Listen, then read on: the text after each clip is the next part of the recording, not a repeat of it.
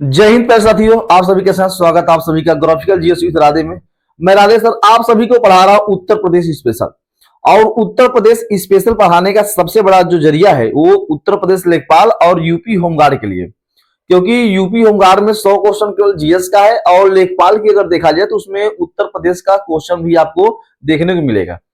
तो उत्तर प्रदेश को हमने आगाज किया था तो पहला जो टॉपिक था यानी पहला जो सेशन था हमारा वो भौतिक स्वरूप था उत्तर प्रदेश का। ठीक है, भौतिक स्वरूप के बाद आज हम लोग पढ़ेंगे उत्तर प्रदेश का इतिहास। उत्तर प्रदेश के इतिहास के साथ साथ आज हम पढ़ेंगे 75 जिलों के बारे में कि हमारे उत्तर प्रदेश में 75 जो जिले हैं उनके बारे में विशेष तौर पे आज हम लोग समझेंगे, मैप पे समझेंगे और मैप के अलावा कहीं समझने वाले नहीं है। ठीक है, उत्तर प्रदेश के राष्ट्रीय पशु पुष्प के बारे में बात करेंगे। ठीक है, उसके बाद हम बात करेंगे यहाँ के पक्षियों के बारे में, राज्य की जो पक्षी है, राज्य की जो यहाँ का पेड़ है, ठीक है, यानी जो वृक्ष है भाई, ठीक है, कहने का सही है, सबके बारे में हम लोग समझेंगे, एकदम विस्तार तौर पे समझने वाले हैं। किसी प्रकार का आपत्ति हो तो बता देना कमेंट बॉक्स में, एकदम पूरे तौर पे हम लोग समझेंगे। ठीक है, तो चलिए प्यारे साथी हम लोग आगाज करते हैं। आप सभी को नमस्कार, राधे राधे, जय श्री कृष्णा। आप लोग सपोर्ट करिए, ठीक है, और वीडियो जिनके पास जाए वो सभी इसको पढ़िए, पूर्ण रूप से देखिए। जो होमगार्ड की वैकेंसी भरे होंगे, जो होमगार्ड और लेखपाल की वैकेंसी जो की आ गई है पेट वाले, ठीक है, पेट में जो भी पेट क्वालिफाई किए होंगे लेखपाल के लिए एलिजिबल होंगे। ठीक है, उसके साथ आज यूपी होमगार्ड को तो आप जान रही हो भैया। चलो हम लोग आगाज करते हैं। आज की क्लास क्या है, उत्तर प्रदेश का इतिहास। ठीक है, हम उत्तर प्रदेश का इतिहास पढ़ेंगे और इतिहास को बहुत जबरदस्त तरीके से पढ़ने वाले हैं।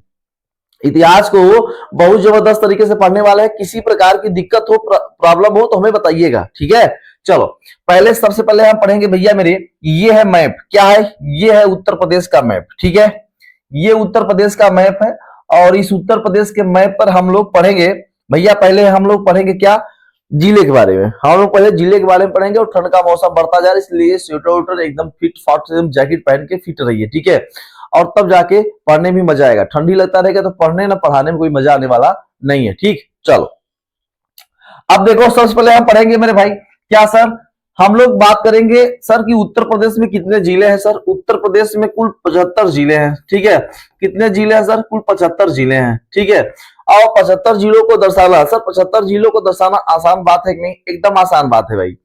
75 जिलों का लोकेशन देखना, इससे पहले भौतिक स्वरूप हमने बनाया था आपसे।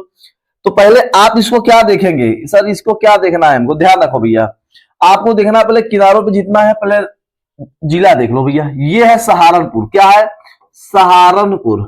ठीक है, ये सहारनपुर है। यहां है आपका शामली, क्या है, शामली। ठीक है, शामली के बाद आप जब आओगे सर बागपत, क्या पड़ेगा सर, बागपत। ठीक है, बागपत यहां जब आओगे तो बुलंदशहर का नाम सुने होगे आप, बुलंदशहर। ठीक है, बुलंदशहर ये बॉर्डर पड़ता है यहाँ पे। उसके बाद जब आओगे यहाँ पे सर आपका पड़ता है गाजियाबाद, क्या पड़ेगा सर, गाजियाबाद। ठीक है, गाजियाबाद पड़ता है। ठीक, गाजियाबाद के जैसे नीचे आओगे सर यहाँ पड़ता है गौतम बुद्ध नगर, क्या पड़ेगा, गौतम बुद्ध नगर। ठीक है, गौतम बुद्ध नगर आपका पड़ेगा, गौतम बुद्ध नगर। ठीक, जैसे नीचे आओगे सर यहाँ पड़ेगा मथुरा, क्या पड़ेगा सर, मथुरा। ठीक है, ये सब हरियाणा से लगने वाले जिले हैं, ये यूपी के हरियाणा के लगने वाले जिले हैं, सीमा बनाते हैं उसके साथ।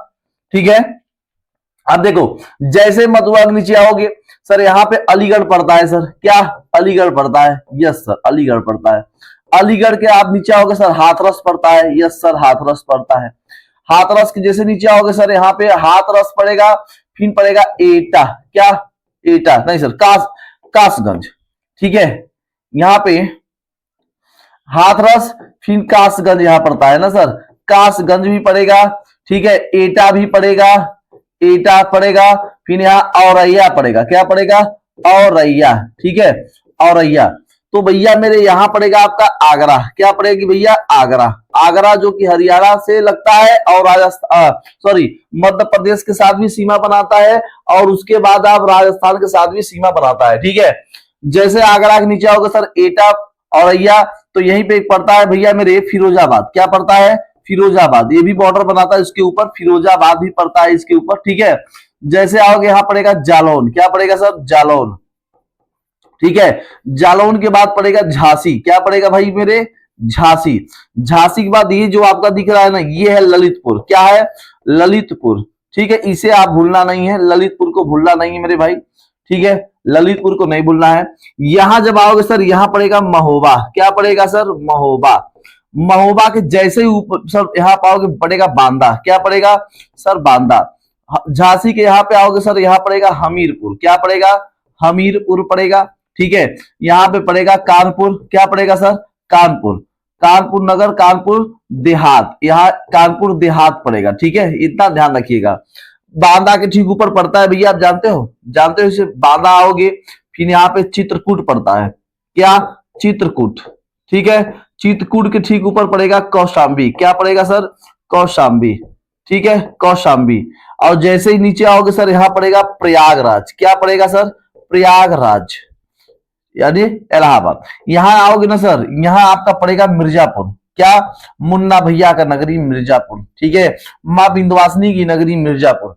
मां विंध्यवासिनी की नगरी मिर्जापुर यहां पड़ता है। ठीक है, मिर्जापुर। जैसे मिर्जापुर के ऊपर जहां पे आओगे ना सर, यहां पड़ता है आपका, जानते हो क्या पड़ेगा? यहाँ पे मैं एरो देके बना रहा हूं। यहां जैसे ही आओगे ना सर, यहां पड़ता है आपका वाराणसी। क्या? काशी विश्वनाथ, वाराणसी, भोलेनाथ की नगरी। ठीक है, चलो दूसरी बात समझो भाई। यहां पे जब आओगे, ये वाला जो भाग आपको दिख रहा है, ये वाला भाग, ये आप सभी जानते हो सोनभद्र का भाग है। क्या? ये सोनभद्र जिला है, सबसे दक्षिणी जिला। अगर आपसे पूछे सबसे दक्षिणी जिला आपसे अगर पूछे तो बता देना सर सोनभद्र। ठीक है, चलो इसके जैसे ऊपर आओगे सर, यहां पड़ता है चंदौली। क्या पड़ेगा? चंदौली। ठीक है, चंदौली के ठीक ऊपर आओगे सर, पड़ेगा गाजीपुर। क्या पड़ेगा? गाजीपुर। ठीक है, गाजीपुर। ठीक, गाजीपुर के बाद जैसे आओगे, सबसे पूर्वी जिला आपका पड़ता है बलिया। यूपी का सबसे पूर्वी जिला क्या पड़ता है भैया? बलिया। बलिया के ऊपर ठीक यहाँ इसके पीछे यहाँ पड़ेगा मऊ। क्या पड़ेगा सर? मऊ। ठीक है, मऊ के बाद यहाँ पड़ता है आपका आजमगढ़। क्या? आजमगढ़। ठीक है, याद रखना, मऊ के ठीक पीछे आजमगढ़। यहाँ पड़ेगा देवरिया। क्या पड़ेगा? देवरिया। पूरा जिला याद रखो, पूरा जिला याद रखो। कुशीनगर, इसके ठीक ऊपर क्या पड़ेगा सर? कुशीनगर। याद रखना, कुशीनगर याद रखना। ठीक है, आपको याद रखना है, कुशीनगर आपको याद रखना है। सब जिले बता रहा हूं, कोई दिक्कत हो तो बता दीजिएगा। ठीक है, यहां पड़ता है महाराजगंज। महाराजगंज। ठीक है, महाराजगंज। ठीक है, यहां पड़ेगा सिद्धार्थ नगर। क्या पड़ेगा सर? सिद्धार्थ नगर। ठीक है, सिद्धार्थ नगर यहां पड़ता है। सिद्धार्थ नगर के बाद जैसे आओगे सर, यहां पड़ता है बलरामपुर। क्या? बलरामपुर। ठीक है, बलरामपुर के जैसे यहां आओगे तो यहां पड़ता है बहराइच। क्या पड़ेगा सर? बहराइच का भी बॉर्डर है। उसके बाद आएगा श्रावस्ती। क्या आएगा? श्रावस्ती। ठीक है, सबसे ज्यादा गौतम बुद्ध ने यहीं पे उपदेश दिया था। सबसे ज्यादा गौतम बुद्ध ने यहीं पे उपदेश दिया था। ठीक है, पूरा जिला समझो। जैसे ही आओगे, ये वाला क्षेत्र उत्तर प्रदेश का सबसे बड़ा जिला लखीमपुर खीरी। क्या भैया? लखीमपुर खीरी। ठीक है, लखीमपुर खीरी आप लोग सबसे बड़ा जिला है यहाँ का। ठीक है, उत्तर प्रदेश का सबसे बड़ा जिला लखीमपुर खीरी। ठीक है, उत्तर प्रदेश का सबसे बड़ा जिला लखीमपुर खीरी। जैसे यहाँ पे आओगे तो पड़ेगा आपका पीलीभीत। क्या पड़ेगा सर? पीलीभीत पड़ता है। ठीक है, पीलीभीत जिला पड़ेगा सर। ठीक है, कोई बात नहीं। पीलीभीत के बाद जैसे आओगे सर, आपका बरेली का नाम सुने होंगे। ठीक है, बरेली। फिर आपका बरेली बॉर्डर पड़ता है। ठीक है, रामपुर। क्या सर?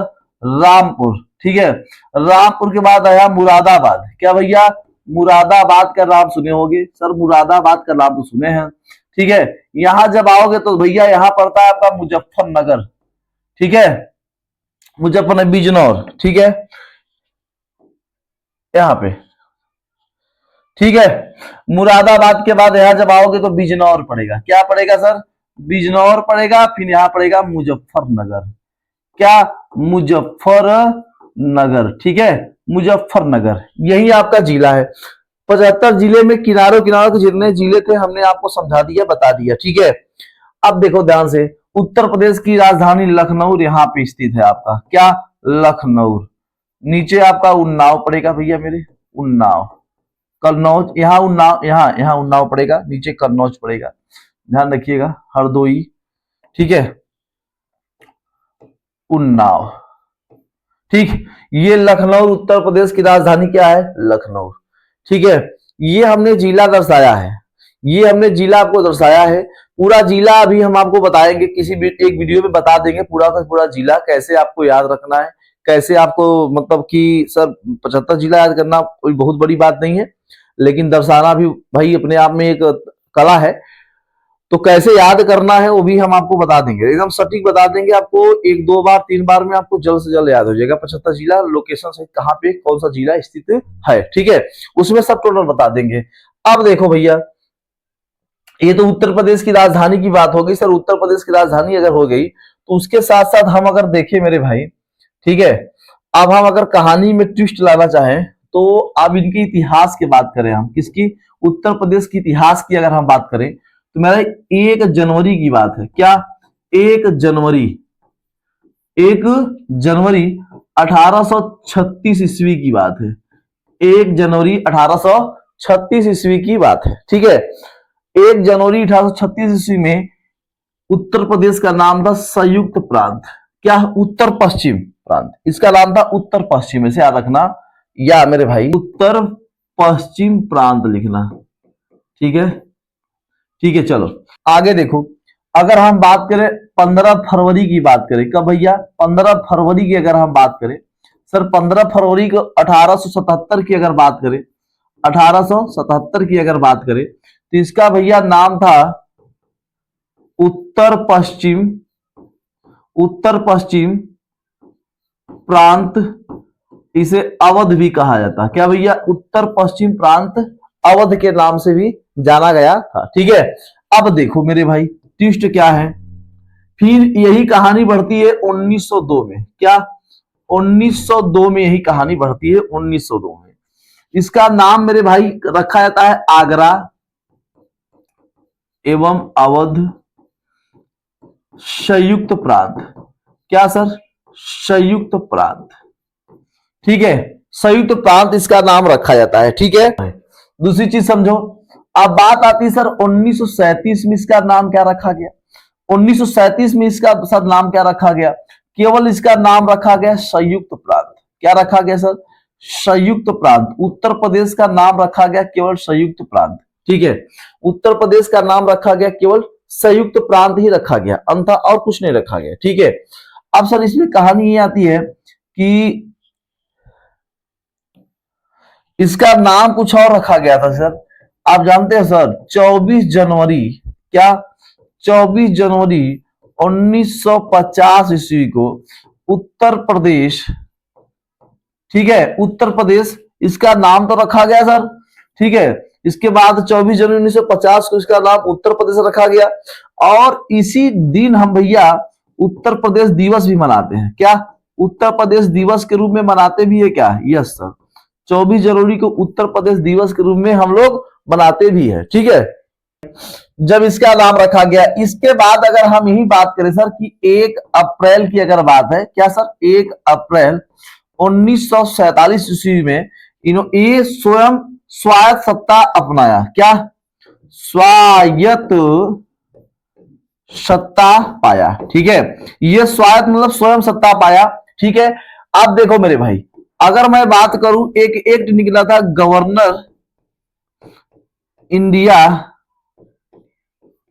एक्ट, ठीक है, 1935 को, तो इसका नाम रखा गया यूनाइटेड प्रोविंस, क्या यूनाइटेड प्रोविंस, क्या सर यूनाइटेड प्रोविंस इसका नाम रखा गया उत्तर प्रदेश का। इसमें कहा गया United province 1900 governor India act 1935 के अंतर्गत इसका नाम यूनाइटेड प्रोविंस रखा गया। फिर उसके बाद 24 जनवरी 1950 ईस्वी को ये उत्तर प्रदेश के रूप में आया सामने, ठीक है, उत्तर प्रदेश के रूप में ये सामने आ गया। हुआ क्या मेरे भाई, आप जानते हो कि सन 2000 में इससे क्या हुआ, उत्तराखंड क्या हुआ, अलग हुआ, उत्तराखंड हुआ कि नहीं भाई अलग, यस सर। कैसे हुआ सर, 13 जिला को लेकर अलग हो गया, उत्तर प्रदेश से 13 जिला को लेकर क्या हुआ, ये अलग हो गया उत्तराखंड, ठीक है, उत्तर प्रदेश से 13 जिला लेकर ये अलग हो गया। सन 2000 में छत्तीसगढ़ भी अलग हुआ, ठीक है, झारखंड उत्तराखंड भी अलग हो गया आपका। तो भैया 13 जिला लेकर उत्तराखंड सन 2000 में उत्तर प्रदेश से अलग हो गए, उत्तर प्रदेश से क्या हुआ, ये अलग हो गया एकदम। तो ये आप ध्यान रखना कि 1 जनवरी 1836 को उत्तर प्रदेश प्रांत नाम था इसका। 15 फरवरी 1877 को उत्तर प्रदेश और ठीक है, उत्तर पश्चिमी प्रांत अवध रखा गया। फिर 1902 में आगरा एवं अवध संयुक्त प्रांत रखा गया नाम। 1937 में केवल संयुक्त प्रांत नाम रखा गया। फिर आप देखो 1 अप्रैल 1947 में स्वयं सत्ता पाया ये, ठीक है। और उसके बाद 1935 में गवर्नर इंडिया एक्ट 1935 के यूनाइटेड प्रोविंस नाम रखा गया। फिर 24 जनवरी 1950 को उत्तर प्रदेश नाम रखा गया। उसके बाद 24 जनवरी को ही उत्तर प्रदेश दिवस के रूप में मनाते थे। फिर सन 2000 में उत्तराखंड 13 जिलों के लेकर एक साइड हो गया। ये उत्तर प्रदेश से क्या हुआ, साइड हो गया एकदम, ठीक है, एकदम साइड हो गया मेरे भाई। बहुत बड़ी टॉपिक नहीं है, लेकिन ये अपने आप में एक है कि ये बताना बहुत जरूरी था, ये बताना भी बहुत अपने आप में जरूरी था, ठीक है। अब देखो, अगर हम बात करें मेरे भाई राजधानी की, उत्तर प्रदेश की राजधानी की अगर मैं कहानी की बात करूं, राजधानी की कहानी की अगर मैं, तो मेरे भाई 1836 ईस्वी की अगर मैं बात करूं, 1836 ईस्वी की अगर मैं बात करूं, ठीक है, राजधानी में, तो 1836 ईस्वी में इसकी राजधानी थी आगरा। उत्तर प्रदेश की राजधानी क्या थी सर, आगरा, ठीक है। फिर अगर 1858 की मैं बात करूं सर, 1858 ईस्वी की मैं बात करूं, तो इसकी राजधानी थी, आपको जानते हो, प्रयागराज। क्या सर, प्रयागराज, 58 में प्रयागराज। फिर अगर मैं 1920 की अगर मैं बात करूं सर ना, तो इसका राजधानी बदल के रख दिया गया लखनऊ, ठीक है। फिर वो भी आंशिक रूप पे, क्या, आंशिक रूप से लखनऊ रखा गया, कोई दिक्कत नहीं सर, ठीक है। आंशिक रूप से लखनऊ जब रखा गया मेरे भाई, ठीक है, ठीक, आंशिक रूप से लखनऊ रखा गया। फिर उसके बाद हुआ क्या कि कहा गया सर 1935 ईस्वी में, 1935 ईस्वी में फिर ये लखनऊ तो रखा ही गया इसकी राजधानी, लेकिन पूर्ण रूप से हुआ क्या सर, ये पूर्ण रूप से ये हो गया, ठीक है। ये पूर्ण रूप से इसकी राजधानी 1935 में उत्तर प्रदेश की राजधानी पूर्ण रूप से बन गई, ठीक है। अब यह पूर्ण रूप से जब ये लखनऊ राजधानी 1935 में बन गई, यस सर 1935 में बन गई। फिर एक आया राज्य पुनर्गठन आयोग। राज्य पुनर्गठन आयोग 1956 की कहानी में बताऊं आपको, 1956 ईस्वी की कहानी बताऊं, राज्य पुनर्गठन, राज्य पुनर्गठन आयोग, राज्य पुनर्गठन आयोग, ठीक है। राज्य पुनर्गठन आयोग की अगर मैं बात करूं, तो ये भैया फजल अली आयोग के नाम से, फजल, क्या, फजल अली आयोग, ठीक है, फजल अली आयोग के द्वारा ये राज्य पुनर्गठन हुआ। उसके बाद आप मेरे भाई 24 जनवरी हमने आपको बताया कि सर 24 जनवरी 1950 ईस्वी को उत्तर प्रदेश की जो राजधानी मेरे भाई, वो उत्तर प्रदेश तो नाम रखा गया, फिर इसकी राजधानी लखनऊ भी कर दिया गया, ठीक है, पूर्ण रूप से लखनऊ कर दिया गया, ठीक है, जो कि पहले से ही 1935 में हो गया था, 1935 में पहले से ही हो गया था मेरे भाई, ठीक है। अगर दूसरी बात अगर मैं यहां पे बताऊं मेरे भाई, एक एक चीजों को समझो। और देखो मेरे भाई, यही बात कही गई है कि जो हमारे राज्य की भाषा है हिंदी, ठीक है, उसकी जो अगर हम बात करें लिपि की, तो वो देवनागरी लिपि है। क्या है, देवनागरी लिपि। और देवनागरी लिपि में मेरे भाई, ठीक है, अगर मैं देवनागरी लिपि की बात करूं, तो अक्टूबर 1947, क्या, अक्टूबर 1947 को मेरे भाई हुआ क्या था, ठीक है, थोड़ा सा नजदीक कर लूं, चलो भाई, अक्टूबर 1947 की अगर मैं बात करूं मेरे भाई, ठीक है, तो हुआ क्या, अक्टूबर 1947 को, ईस्वी को हुआ क्या मेरे भाई, ये प्रथम राजकीय भाषा, प्रथम राजकीय भाषा, ठीक है, प्रथम राजकीय भाषा, वो भी देवनागरी लिपि में, देवनागरी लिपि में मेरे भाई, देवनागरी लिपि में होगी, ठीक है, वो भी हिंदी होगी, आप सभी जानते हो, ठीक है, भाषा आपकी हिंदी होगी, देवनागरी लिपि ये अपनाया गया, ठीक है, अक्टूबर 1947।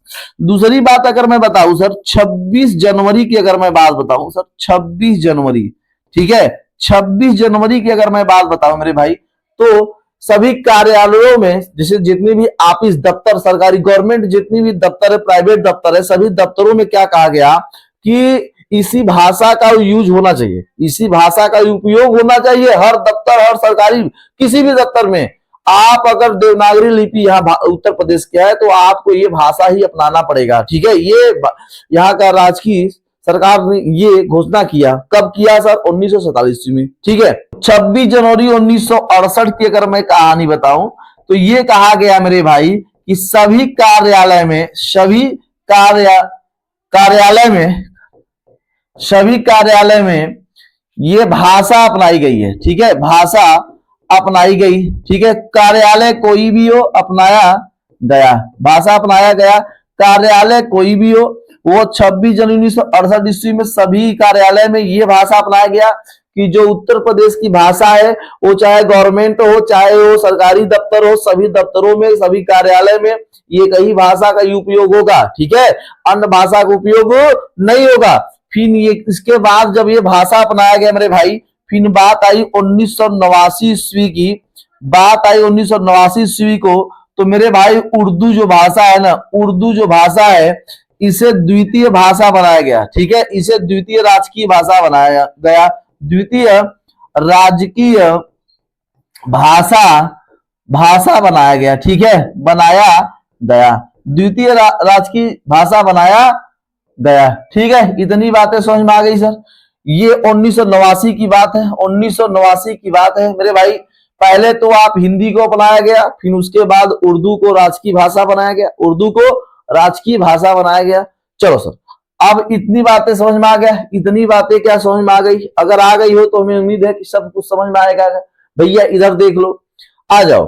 अब यहाँ अगर एक बात कहा जाए कि सर अपने भारत का तो आप राजकीय चिन्ह सभी कुछ जानते हो, तो सर यूपी पढ़ा रहे हैं तो यूपी में भी राजकीय चिन्ह होंगे, हर एक स्टेट का एक एक राष्ट्रीय चिन्ह हो, चाहे वो पक्षी हो, पशु हो, ठीक है, जानवर हो, वृक्ष हो, खेल हो, कुछ भी हो, एक एक चीज का आपको भाषा देखने को, और सॉरी आपको हर एक चिन्ह देखने को मिलेगा, ठीक है। पहली बात तो आप इस मछली के देखो मेरे भाई, मछली का देखो, ये जो मछली है ना ये मुस्लिम के और अवध के नवाब, ठीक है। ये जो आप पहले ये मछली देख लो, पहले यहां बता रहा हूं, मुस्लिम है और अवध के नवाब का, ठीक है, नवाब का ये चिन्ह है मेरे भाई। ये क्या है? चिन्ह है। ये मछली जो आपको दिख रही है, ये जो मछली आपको दिख रही है ना मेरे भाई, ये जो मछली दिख रही है ना, सबसे बड़ी बात आप हर एक गवर्नमेंट में उत्तर प्रदेश में देखोगे तो वही आपको चिन्ह देखने मिलेगा, उत्तर प्रदेश सरकार, ठीक है, उत्तर प्रदेश सरकार देखने मिलेगा। तो ये जो मछली आपको दिख रही है ना, ये मेरे भाई मुस्लिम प्रतीक है। क्या? मुस्लिम प्रतीक है। और मेरे भाई अवध का प्रतीक है, ध्यान रखना, अवध के नवाब की बात है, ये मुस्लिम प्रतीक है। मैं लिख दे रहा हूं, कोई दिक्कत नहीं मेरे भाई, ठीक है, ये मुस्लिम प्रतीक है। और जो यहाँ पे ये लहराता हुआ आपको दिख रहा है, ये आपको लहराता हुआ धनुष बाण दिख रहा है मेरे भाई, बोलो, ये जो लहराता हुआ धनुष बाण दिख रहा है ना मेरे भैया, ये है गंगा और यमुना का, ठीक है, गंगा और यमुना का मेरे भाई, गंगा और यमुना का संगम की बात है, ठीक है, गंगा यमुना का संगम की बात है। जो तरंग आपको दिख रही है, ऊपर भी आपको ये दिख रहा है, ये आपको दिख रही है, ये गंगा यमुना का तरंग है मेरे भाई, ये भी आपको दिखना चाहिए। और ये जो धनुष और बाण का है, ये भगवान श्री राम का प्रतीक है, ठीक है, भगवान श्री राम का प्रतीक है। यानी कहने का सही है हिंदू, क्या हिंदू का ये प्रतीक माना गया है मेरे भाई, हिंदू का ये प्रतीक माना गया है। तो यानी इसमें ये बनाया गया है, ये जो फिगर बनाया गया है, ये फिगर का सबसे महत्वपूर्ण जानते हैं रोल क्या है? यानी मुस्लिम और हिंदू एकता की बात कहा गया है। किसकी बात कहा गया है? मुस्लिम और हिंदू की एकता की ये बात कहा गया है मेरे भाई। ये जो फिगर दर्शा रहा है, मुस्लिम और हिंदू की एकता की बात है। उसमें दो मछलियां, भगवान श्री राम का बाण, धनुष उसमें है, लहराता हुआ संगम गंगा यमुना का, जो कि आप देख रहे हो संगम है प्रयागराज में, ठीक है। तो ये एक प्रतीक हमें दिखा रहे हैं, ठीक है। उसके बाद ध्यान रखना, अगर आपसे पूछे मेरे भैया, अगर आपसे ये पूछ ले कि सर ये है उत्तर प्रदेश का पशु, अरे पक्षी था, सॉरी, ये है उत्तर प्रदेश का ये पक्षी है, ठीक है, उत्तर प्रदेश का ये पक्षी है, जिसे हम लोग क्या कहते हैं सर, सारस कहते हैं, सारस कहते हैं, या तो हम लोग इसका नाम क्रॉन्च रखे हैं, क्या, क्रॉन्च भी कहते हैं, सारस कहिए या क्रॉन्च कहिए, ये उत्तर प्रदेश का क्या है, ये पक्षी है, ठीक है। और मेरे भाई यहां पे देखो, ये पुष्प देखो, ये है पुष्प, क्या है, ठीक है, ये है पुष्प उत्तर प्रदेश का, जिसे हम लोग पलाश कहते हैं, क्या कहते हैं सर, इसे हम लोग पलाश कहते हैं या टेंसू कहते हैं, पलाश या टेंसू का नाम देते हैं। इसे सन 2011 में अपनाया गया था, सन 2011 में इस पुष्प को अपनाया गया। ये उत्तर प्रदेश का पुष्प माना गया है, ये उत्तर प्रदेश का पुष्प है, राजकीय पुष्प है पलाश या टेंसू, याद रखना। ये अशोक का पेड़ है, क्या है, ये अशोक का पेड़ है मेरे भाई, अशोक का वृक्ष है, ध्यान रखना, ठीक है, अशोक का वृक्ष है। ये है राजकीय वृक्ष, क्या, राजकीय वृक्ष, राजकीय वृक्ष ये है, ठीक है, उत्तर प्रदेश का राजकीय वृक्ष अशोक, राजकीय पुष्प पलाश या टेंसू, ठीक है। ये देख रहे हो मेरे भैया, ये उत्तर प्रदेश का, ये उत्तर प्रदेश का आपको दिख रहा है ना, राजकीय पशु है, क्या है ये, राजकीय पशु, राजकीय पशु यहाँ पे दिख रहा है। मेरे कहने का आशय ये आपको मैं दर्शा रहा हूं, समझा रहा हूं, राजकीय पशु है 12 सिंगा, जिसे हम लोग क्या कहते हैं भाई 12 सिंगा, क्या कहते हैं सर, 12 सिंगा का हम लोग नाम देते हैं, 12 सिंगा का हम लोग नाम देते हैं। इधर देखो भैया, हाथी भैया आपको दिख रहा है इधर, ठीक है, समझ में आ रहा है। इधर हॉकी के जादूगर आपको मेजर ध्यानचंद का नाम आप लोग सुने होंगे। तो राजकीय खेल अगर आपसे पूछे सर कि सर राजकीय खेल क्या है, सर राजकीय खेल क्या है, तो आप देख रहे हो मेरे भाई, ये दोनों भाई लोग क्या खेल रहे हैं, हॉकी खेल रहे हैं, क्या खेल रहे हैं, हॉकी खेल रहे हैं। ये राजकीय क्या है, खेल है, उत्तर प्रदेश का ये राजकीय खेल है, ठीक है। इतनी बातें समझ में आ गई। तो मेरे भाई ये हिंदू मुस्लिम की एकता की बात है, जो तरंगे गंगा और यमुना का संगम इसमें प्रतीक है, ठीक है। और जो बार धनुष है इसमें भगवान श्री राम का वो प्रतीक है। और यानी यही जान लो कि ये अपना हिंदू धर्म और मुस्लिम धर्म को एक करने का ये प्रतीक बनाया गया है।